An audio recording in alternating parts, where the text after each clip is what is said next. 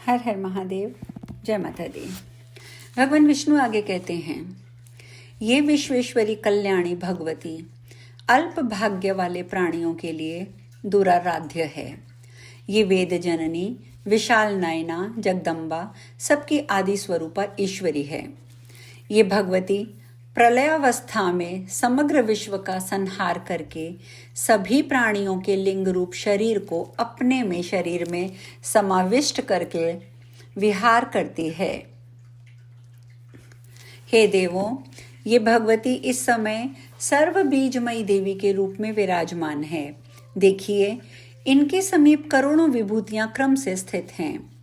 हे ब्रह्मा एवं शंकर जी, देखिए, दिव्य आभूषणों से अलंकृत तथा दिव्य गंधानुलेप से युक्त ये सभी विभूतियां इन भगवती की सेवा में मनोयोग से संलग्न हैं।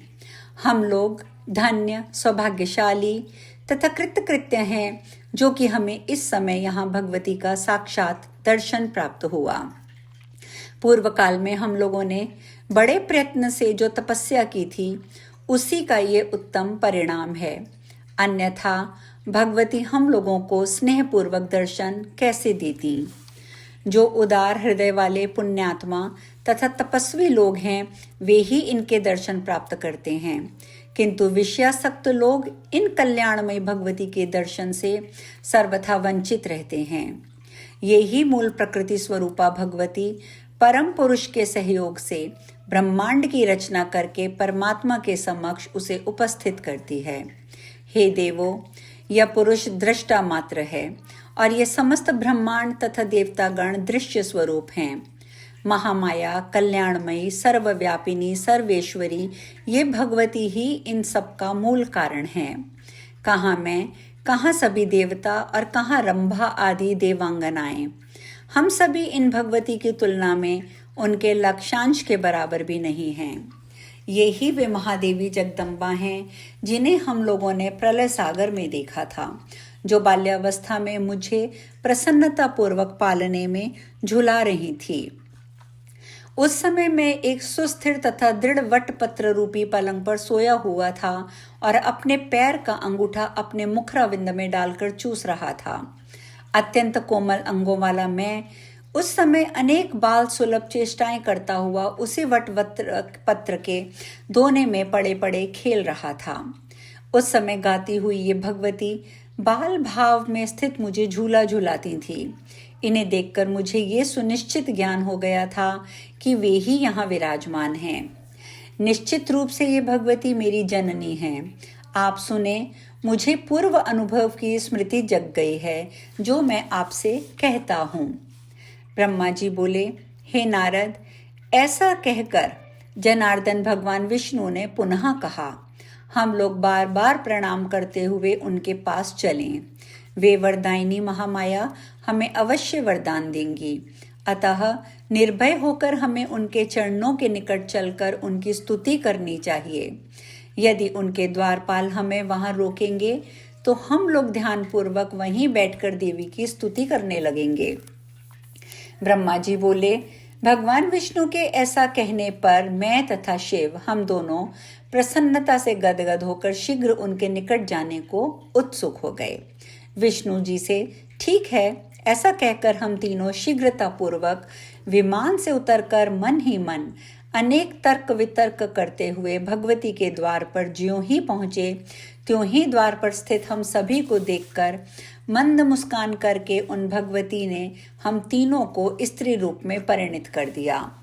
हम लोग नाना प्रकार के भूषणों से अलंकृत रूपवती युवती बन गए और अत्यंत आश्चर्यचकित होकर उन महामाया भगवती के पास पुनः गए। स्त्री के वेश में हम लोगों को अपने चरणों के निकट देखकर अत्यंत मनोहर रूप वाली उन देवी ने हम लोगों के ऊपर कृपा दृष्टि डाली। उस समय महामाया भगवती को प्रणाम करके स्त्री वेशधारी तथा दिव्य वस्त्राभरण धारण किए हम तीनों परस्पर एक दूसरे को देखते हुए उनके सामने खड़े रहे। विविध प्रकार के मणिजड़ित एवं करोड़ों सूर्य के समान देदीप्यमान देवी के पाद पीठ को देखते हुए हम तीनों वहीं स्थित हो गए। उन महादेवी की हजारों सेविकाओं में से कुछ ने रक्त वस्त्र, कुछ ने नीले वस्त्र, कुछ ने सुंदर पीत वस्त्र धारण कर रखे थे। वहां उपस्थित सभी देवियां सुंदर स्वरूप की थीं और विचित्र वस्त्र एवं आभूषणों से सुसज्जित थीं। वे सब जगदम्बा की विभिन्न सेवाओं में तत्पर थीं। उनमें से कुछ गा रही थी, कुछ नाच रही थी, कुछ स्त्रियां हर्ष के साथ वीणा तथा मुखवाद्य बजाती हुई सेवा में संलग्न थी। हे नारद जी, मैंने वहां भगवती के चरण कमल के नख रूपी दर्पण में जो अद्भुत दृश्य देखा उसे बताता हूँ, आप सुने। वहां मुझे समस्त स्थावर जंगतात्मक ब्रह्मांड, मैं, विष्णु, शिव, वायु, अग्नि, यम, सूर्य, वरुण, चंद्रमा, विश्वकर्मा, कुबेर, इंद्र, पर्वत, समुद्र, नदियां, गंधर्व, अप्सराएं, विश्वावसु, चित्रकेतु, श्वेत, चित्रांगद, नारद, तुम्बरु, हाहाहुहु, दोनों अश्वनी कुमार, अष्टवसु, साध्य, सिद्धगण, पितर, शेष आदि नाग, सभी किन्नर, उरग, राक्षसगण सभी दिखाई दे रहे थे। वैकुंठ, ब्रह्मलोक तथा पर्वत श्रेष्ठ कैलाश, इन सबको हमने उनके पद नख में विराजमान देखा। उसी में मेरा जन्म स्थान कमल भी था। मैं चतुरानन उस कमल कोश में बैठा हुआ था।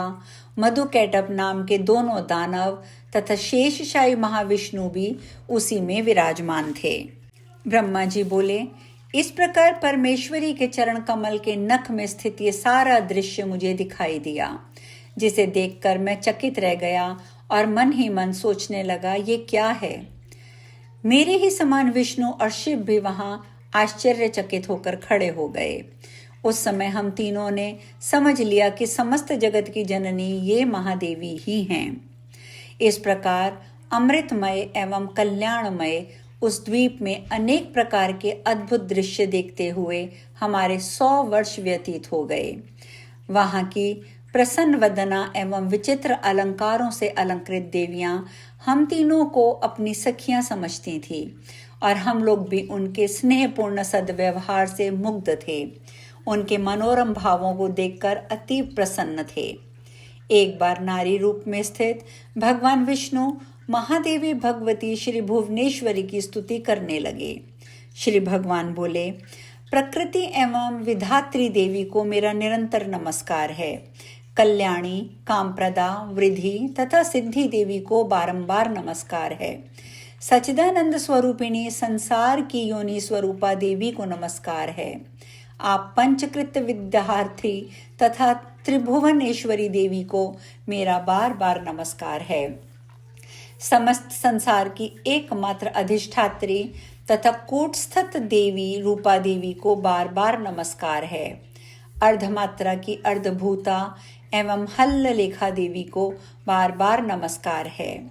हे जननी, आज मैंने जान लिया कि समस्त विश्व आप में समाहित है तथा संपूर्ण ब्रह्मांड की सृष्टि एवं संहार भी आप ही करती हैं। इस ब्रह्मांड के निर्माण में आपकी विस्तृत प्रभाव वाली शक्ति मुख्य हेतु है। अतः मुझे ये ज्ञात हो गया कि आप ही संपूर्ण लोक में व्याप्त हैं। इस सत एवं असत संपूर्ण जगत का विस्तार करके उस चिद्ध ब्रह्म पुरुष को यथा समय आप इसे समग्र रूप में प्रस्तुत करती हैं। अपनी प्रसन्नता के लिए 16 तत्वों तथा महादादी 7 तत्वों के साथ हमें इंद्रजाल के समान प्रतीत होती हैं।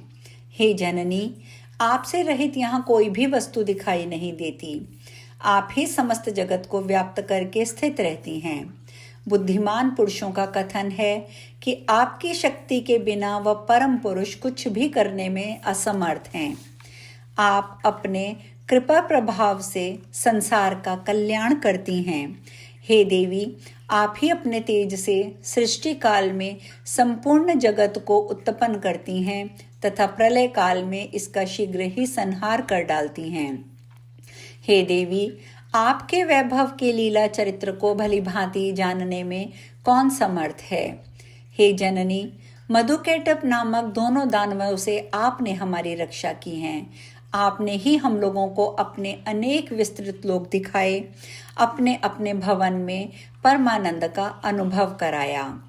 हे माता, अब जब मैं, विष्णु, शिव और ब्रह्मा भी आपके अपूर्व चरित्र को जानने में समर्थ नहीं हैं, तब अन्य कौन जान सकता है। हम लोगों ने आपके इस लोक में अद्भुत प्रभाव वाले दूसरे शिव, विष्णु, ब्रह्मा को देखा। हे देवी, क्या वे देवता अन्यान्य लोकों के नहीं होंगे? हम लोग आपकी इस अद्भुत महिमा को कैसे जान सकते हैं। हे माता, हे जगदम्ब, हम लोग आपके चरणों में मस्तक झुकाकर याचना करते हैं कि आपका ये दिव्य स्वरूप हमारे हृदय में सदा विराजमान रहे, हमारे मुख से सदा आपका ही नाम निकले और हमारे नेत्र प्रतिदिन आपके चरण कमलों के दर्शन पाते रहें। आज हम कथा में यहीं विश्राम लेंगे। शेष कल। हर हर महादेव। जय माता दी।